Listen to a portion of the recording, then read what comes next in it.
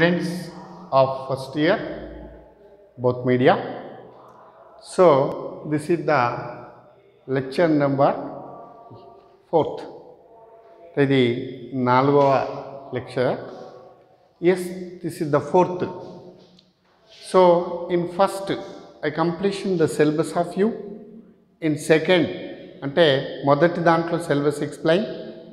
Second though meaning and importance and scope of political science అంటే రాజనీతి శాస్త్రం అంటే ఏంటి, నిర్వచనాలు, పరిధి.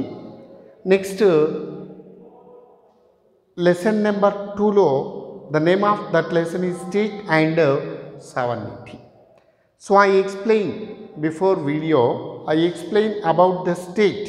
So the meaning of the state, రాజ్యం అంటే ఏంటి, రాజ్యానికి ఉండేటువంటి లక్షణాలు ఏంటి అన్నదాన్ని we discuss about those in previous video. And then the 2 or 3 small 5 marks questions in these lessons. The one is differences between state and government అంటే రాజ్యానికి ప్రభుత్వానికి ఉన్నటువంటి తేడా ఏంటి.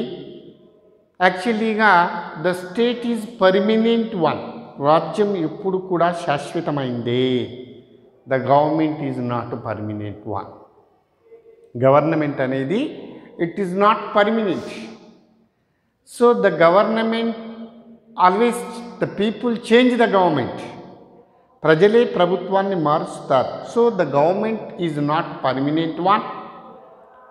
And then the state have 4 essential elements అంటే రాజ్యానికి 4 ముఖ్య లక్షణాలు ఉన్నాయి.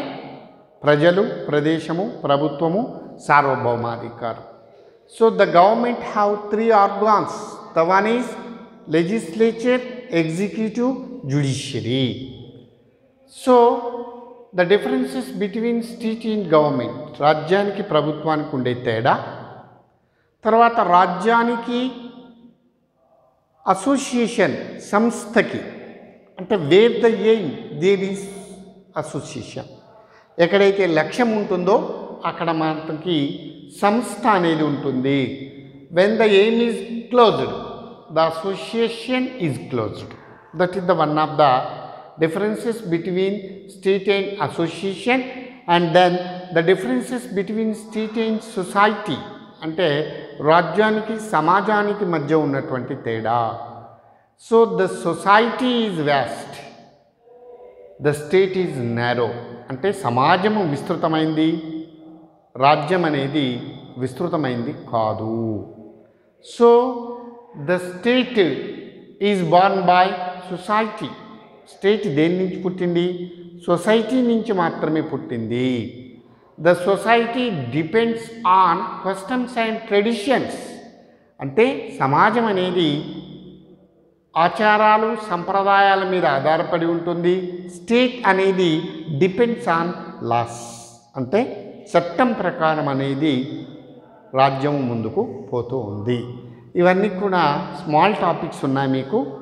అంటే ఇవి మీకు ఇలా బోర్డు మీద ఎక్స్ప్లెనేషన్ చేస్తూ రాస్తే సరైనటువంటి అర్థం మీకు కాదు. కాబట్టి సో నేను ప్రజెంట్గా ఏం చెప్తున్నానంటే అవి 2, 3 ఉన్నటువంటి టాపిక్స్లో 5 మార్క్స్ క్వశ్చన్సే. The one is differences between state and government. నేను ఆల్రెడీ మీకు చెప్పాను రాజ్యానికి ప్రభుత్వానికి మధ్య ఉన్నటువంటి తేడా. Differences between state and association, రాజ్యానికి సంస్థకు ఉన్నటువంటి తేడా. The differences between state and society, రాజ్యానికి సమాజానికి మధ్య గల తేడా. ఇవి 3 టాపిక్స్. తదుపరి మనకున్నటువంటి ఇంపార్టెంట్ది ఏంటంటే సావర్నిటీ అని నేను మీకు చెప్పాను.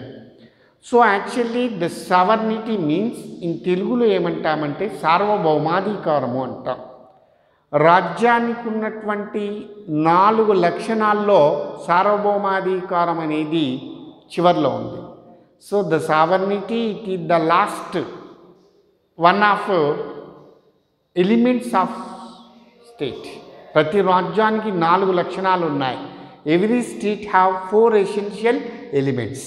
The one is population, and the second one is territory, and the third one is government, and the fourth one is sovereignty. ఇక్కడ ప్రజలు, ప్రదేశము, ప్రభుత్వము, సార్వభౌమాధికారం ఇవి 4 రాజ్యానికి ఉండేటువంటి ముఖ్య లక్షణాలు. These 4 all are most important essential elements to the side of state. So here the last essential element, it is the sovereignty. దీన్ని తెలుగులో ఏమంటాము? సార్వభౌమాధికారము అంటున్నాము.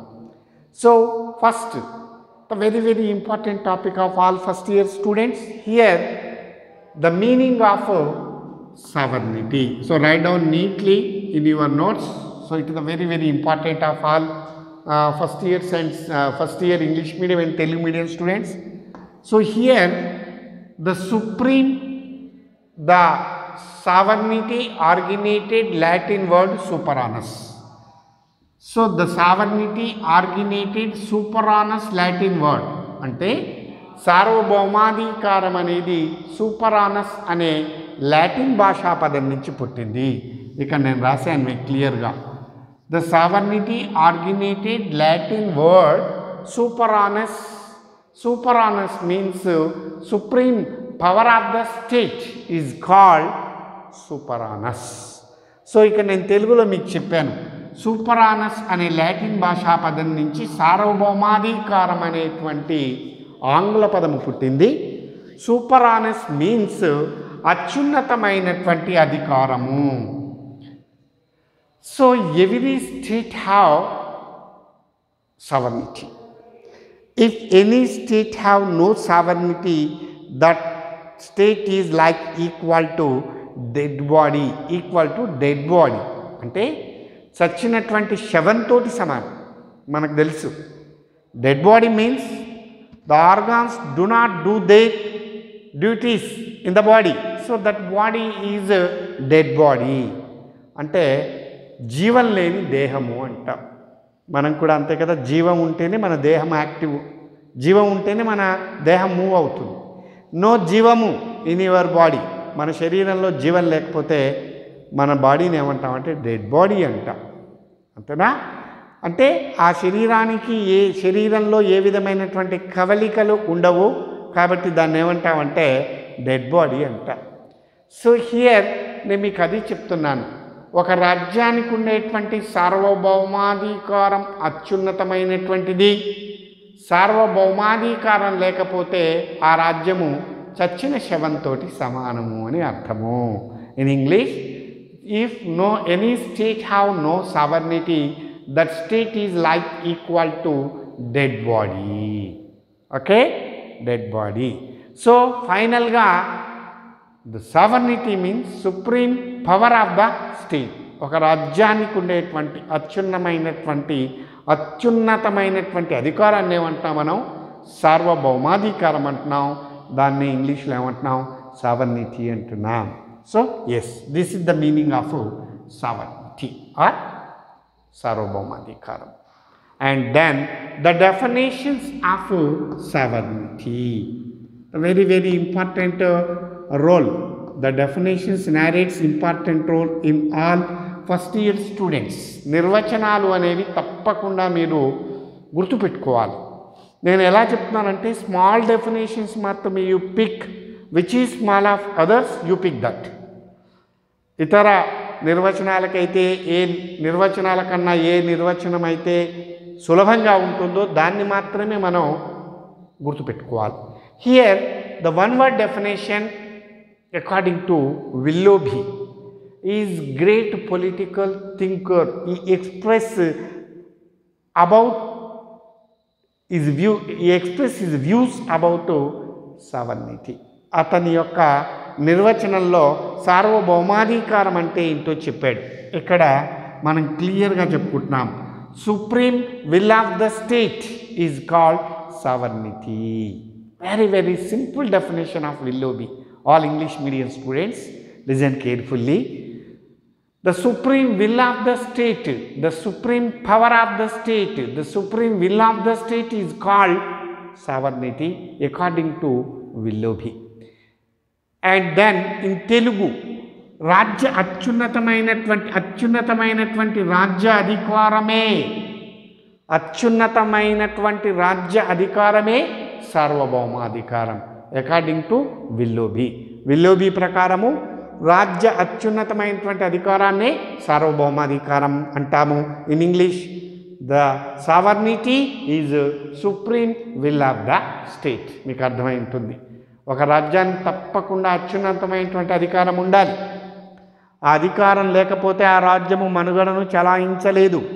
ఇది రాజ్యానికి ఉన్నటువంటి ముఖ్య లక్షణాలలో 4వది.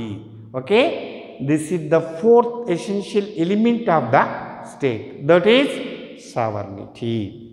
సో అర్థమైపోయి ఉంటుంది మీకు క్లియర్గా. ఇక్కడ 2 kinds ఆఫ్ సావర్నిటీ. సావర్నిటీ ఎన్ని కైండ్స్ ఉంటుంది, ఎన్ని రకాలు ఉంటుంది? The 2 kinds of sovereignty. The one is write down neatly. It's the very very important of you. So these classes all are online classes. So every student must watch and observe. Okay. So what I says, the kinds of sovereignty. నేను ఏం చెప్తున్నాను, సార్వభౌమాధికారానికి ఉండేటువంటి రకాలు. ఇక్కడ Telugu medium రాస్తున్నాను, English medium రాస్తున్నాను, ఒకే medium చెప్పలేకపోతున్నాం. So some students inside of English medium, some students are inside of Telugu medium. So here the 2 kinds of sovereignty. One is internal sovereignty, another is external sovereignty. In Telugu అంతర్గత సార్వభౌమాధికారము, బహిర్గత సార్వభౌమాధికారము. Internal within the state, within the state, within the country, that is internal. అంటే రాజ్యం లోపల రాజ్యం చలాయించే అధికారాన్ని ఏమంటాము, ఇంటర్నల్ సావర్నిటీ అంటాం. It is the internal one, only internal of the state. The state maintain is authorities in internal of the state. రాజ్యం యొక్క అంతర్గతంగానే ఉంటుంది. రాజ్యం లోపల ఏం జరిగినా దానికి పూర్తి responsibility the state take that. And then the బహిర్గత సార్వభౌమాధికారము, దీన్ని ఏమంటాం, ఎక్స్టర్నల్ సావర్నిటీ అంటాం. వితౌట్ ద కంట్రీ, అంటే దేశం బయట, ఒక రాజ్యం బయట. అంటే ఒక రాజ్యము ఇంకొక రాజ్యంతో ఏ రకంగా మసలాలి, ఒక రాజ్యము ఇంకొక రాజ్య వ్యవహారాలను ఎలా అబ్జర్వ్ చేయాలి. కాబట్టి ఇక్కడ internal sovereignty one coin, external sovereignty another coin. So అంతర్గత సార్వభౌమాధికారం ఒకటవుతే బహిర్గత సార్వభౌమాధికారం ఒకటవుతుంది. ఓకే, అర్థమైంది కదా క్లియర్గా? ఇక్కడ ఏం డౌట్ లేదు, నేను కూడా మీకు క్లియర్గానే రాయాలి అని రాస్తున్నాను. ఇక్కడ మీకు ఏం కన్ఫ్యూజ్ కావద్దు. ఇక్కడ definition, supreme will of the state is sovereignty according to who, Willoughby అని రాశాను. తెలుగులో కూడా రాశాను, అత్యున్నత రాజ్యాధికారము సార్వభౌమాధికారం అకార్డింగ్ టు విల్లోబీ. రాజ్య సార్వభౌమాధికారం యొక్క రకాలు, ద కైండ్స్ ఆఫ్ సావర్నిటీ అన్నా. ఇక్కడ 2 రకాలు రాశాను, ఒకటేమో ఇంటర్నల్, రెండోదేమో ఎక్స్టర్నల్. ఇంటర్నల్ అంటే ఇక్కడ తెలుగులో ఏం రాశాను, అంతర్గత సార్వభౌమాధికారము. ఎక్స్టర్నల్ అంటే ఏం రాశాను, బహిర్గత సార్వభౌమాధికారము. మీకు ఇప్పుడే చెప్పాను, within the country is an internal, without the country is an external sovereignty. Okay, right. Here the very very important annual examination question, this is characteristics of sovereignty. నేను తెలుగులో ఏమంటాము, రాజ్యం యొక్క ముఖ్య లక్షణాలు. Sovereignty, the characteristics of sovereignty. Okay, సార్వభౌమాధికారానికి ఉండేటువంటి characteristics అంటే ముఖ్య లక్షణాలు ఏంటివి అనేది ఇక్కడ మనకున్నటువంటి టాపిక్. ప్రధానంగా ఇక్కడ characteristics, how many characteristics in the side of sovereignty? 6 types. The one is absoluteness, తెలుగులో ఏమంటాం, నిరపేక్షత అంటాం. Okay, and then the second one is universality, in Telugu సార్వజనీనత అంటాం. The third one is permanence, శాశ్వతత్వము అంటాం. The fourth one is inalienability, అనన్య సంక్రామకత్వము అంటాం. Inalienability. Yes, the fifth one is indivisibility, అవిభాజ్యత అంటాం. ఎక్స్క్లూజివ్నెస్, ఇది మనకున్నటువంటి సార్వభౌమాధికారం యొక్క లక్షణాలు. ఇందులో ఒక very very important question of all first year students in your annual examination. ఇక ఎప్పుడు మనకు ఇలాంటి సిచ్యువేషన్లో ఉంటాయని మనం అనుకోవద్దు. We can't expect that the bad. మన యొక్క విజ్ఞానం ఏందో మనకు తెలియకుండానే మనం పాస్ అయిపోయాం. అంతే కదా ఫస్ట్ ఇయర్ స్టూడెంట్స్, అంతే కదా. మీ నాలెడ్జ్ ఏందో మీకు తప్ప ఇంకొకరికి తెలీదు. కేవలం మీకు స్కూల్లో చదువు చెప్పిన ఉపాధ్యాయులకు మాత్రమే తెలుసు. కానీ ఈ పాండమిక్ సిచ్యువేషన్లో మీరందరూ పాస్ అయిపోయారు. ఇక కష్టం లేకుండా ఫలితాన్ని పొందారు, కానీ ఆ ఫలితం వల్ల మనకు నో యూటిలైజ్, ఉపయోగం లేదు. Do hard work and gain good life కదా, మీ అందరికి కూడా తెలుసు. కాకపోతే మీరు కూడా ఏం చేయలేరు, ఎవరు ఏం చేయలేరు. ప్రపంచమే అతలాకుతలమైంది, దాంట్లో మనము ఒక పార్ట్ మాత్రమే. ఓకేనా? కాబట్టి మీరు అందరూ కూడా ఏం చేయాలంటే ఆన్లైన్ క్లాసెస్లో కానీ నెక్స్ట్ ఆఫ్లైన్ స్టార్ట్ అయినా కానీ compulsory you concentrate your education. It is the life of you, it is the life of you. మీరు ఒక క్వశ్చన్ సార్ ఏంటి లైఫ్ అని, అందువల్ల compulsory every student must wrote your notebooks. మీ పుస్తకాల్లో రాసుకోండి. ఇక్కడ బోర్డు మీద నీట్గా క్లియర్గా అర్థాన్ని, డెఫినేషన్స్ని, లక్షణాలను ఎక్స్ప్లెయిన్ చేస్తున్నాం. ఓకేనా? Right. The first one is absoluteness, నిరపేక్షత.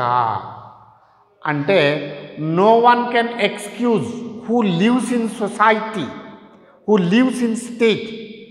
ఎవరైతే రాజ్యంలో ఉన్నారో అందరూ కూడా they accepted the absolute sovereignty. అంటే రాజ్యానికి ఉన్న సార్వభౌమాధికారాన్ని అందరం యాక్సెప్ట్ చేయాల్సిందే.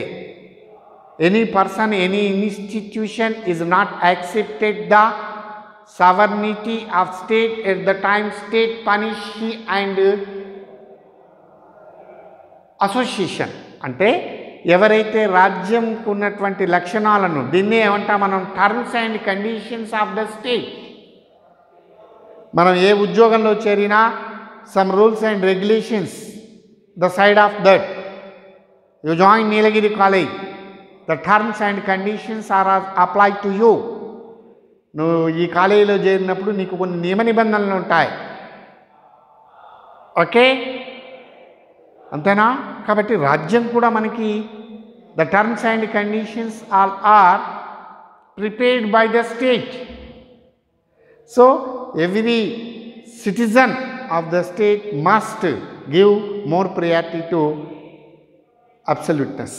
ఖచ్చితంగా రాజ్యంలో ఉంటే మనం రాజ్య నియమాలు పాటించాల్సిందే, ఎవరు కూడా మినహాయింపు లేదు. It is the compulsory necessary one to the citizen.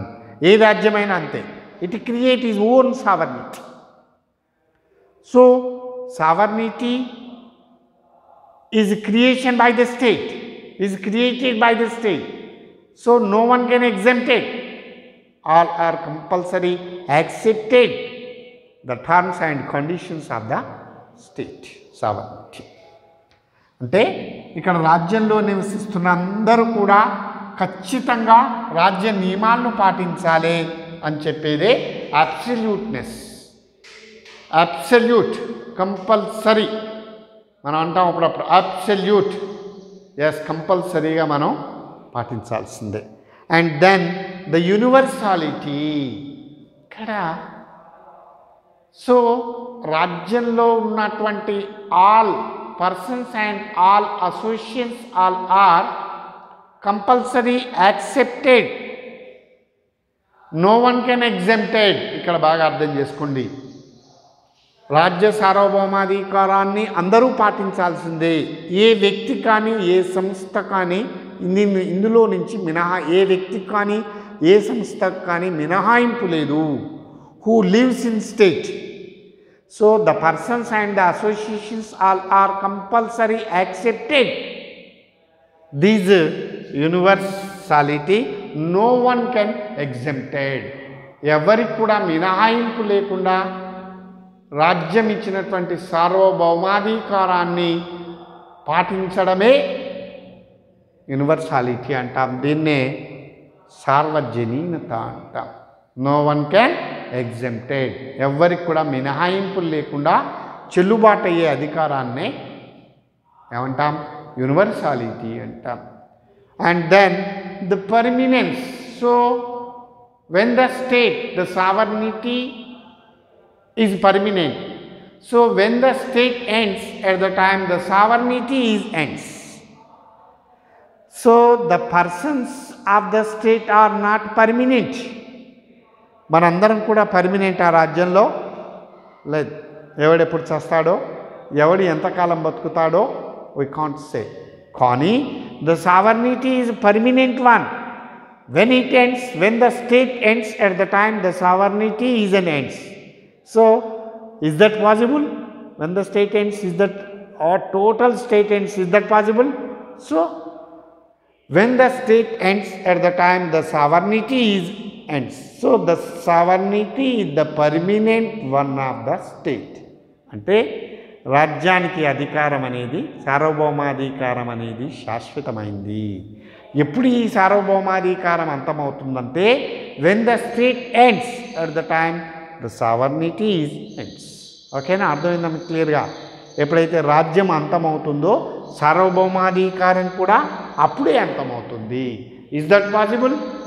రాజ్యం అంతమవుతుందా? కాదు. అంతమైతే the sovereignty is also end. So it is the permanent one. And then ఇన్హాబిలిటీ, దీని తెలుగులో అనన్య సంక్రామకత్వం అంటాము. The sovereignty is not transferable. అంటే సార్వభౌమాధికారాన్ని మనము ఇతరులకు ట్రాన్స్ఫర్ చేయము. So you do not, the state do not transferred is sovereignty to other countries. అంటే ఒక రాజ్యాధికారము దాందే, దాన్ని ఎట్టి పరిస్థితుల్లో కూడా ఇతరులకు ఇవ్వరు, బదలాయించరు. For example in 1947 India get independence. So in 1948 the Pakistan divides. So at the time the India do not transfer his authorities, it do not transfer his sovereignty to Pakistan. The Pakistan is the country of separate, it creates its own sovereignty. అంటే దాని అధికారాన్ని అదే సృష్టించుకుంటుంది. కానీ మన అధికారాన్ని కొంత మనం పాకిస్తాన్కి ఇవ్వలేదు, ఇవ్వం కూడా. So it is not transferable. మనం బస్ ఎక్కి టికెట్ తీసుకుంటాం, టికెట్ వెనక రాసి ఉంటుంది it not transferable.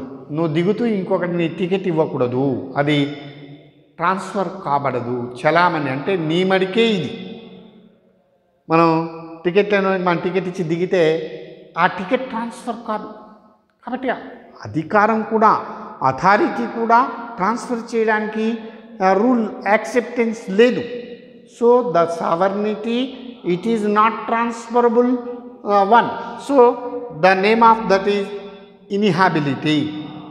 And then the indivisibility అంటాం, అవిభాజ్యత. It's naught divided. అంటే దీన్ని ఎట్టి పరిస్థితుల్లో కూడా డివైడ్ చేయలేం. ఫర్ ఎగ్జాంపుల్ ఐస్ ముక్క ఉందనుకోండి, దాన్ని మనం ఏం చేస్తాం? డివైడ్ చేస్తాం.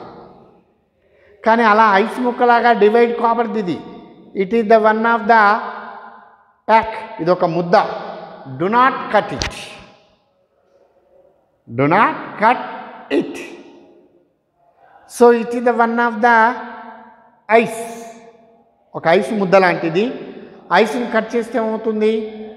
విభజించబడుతుంది. విభజిస్తాం దాన్ని, పెద్ద పార్ట్ చిన్న పార్ట్. కానీ ఇది అలా విభజించబడితే do not cut it, that is indivisibility. దీన్నే అవిభాజ్యత అంటాం. ఎక్స్క్లూజివ్నెస్ అంటే ఎవ్వరు కూడా దీని నుంచి మినహాయింపు, ఎవరికి కూడా ఎక్స్క్లూజివ్నెస్ లేదు, మినహాయింపు లేదు. So this is the meaning and definitions and characteristics of sovereignty. తెలుగులో ఏమన్నాము? సార్వభౌమాధికారానికి అర్థము, సార్వభౌమాధికారానికి ఉన్నటువంటి నిర్వచనాలు, సార్వభౌమాధికారం ఉన్నటువంటి రకాలు, లక్షణాలు. ఇది మనం ఏమంటామంటే సావర్నిటీ టాపిక్ అంటాం. So here the name of our second topic chapter is state and sovereignty. నేను ఆల్రెడీ మీకు స్టేట్ అంటే చెప్పాను.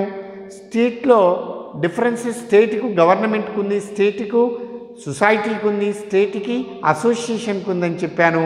So now present this is the other topic of. So actually this is the one of the this is the one of the essential element of the state. ఇది రాజ్యం యొక్క ఒక లక్షణమే. దీన్ని ఏమన్నా మనం సార్వభౌమాధికారము అన్నాం, దీన్ని ఇంగ్లీష్లో ఏమన్నాం? సావర్నిటీ అన్నాం. So students please right these notes. మీరు మీ యొక్క మెటీరియల్లో తప్పకుండా ఒక బుక్ మెయింటైన్ చేయండి. ఎందుకంటే when the offline starts at the time I ask you. So I completion so and so lesson. So what's your note? I ask you. So at the time you wrote these points. So when the offline start, at the time I explain neatly in front of you. So when the offline starts, we can't say that. So now present the classes are online classes. So compulsory the girls and boys of these colleges listen and wrote to and prepare notes to you. It is the better of you. Okay. So topic of sovereignty.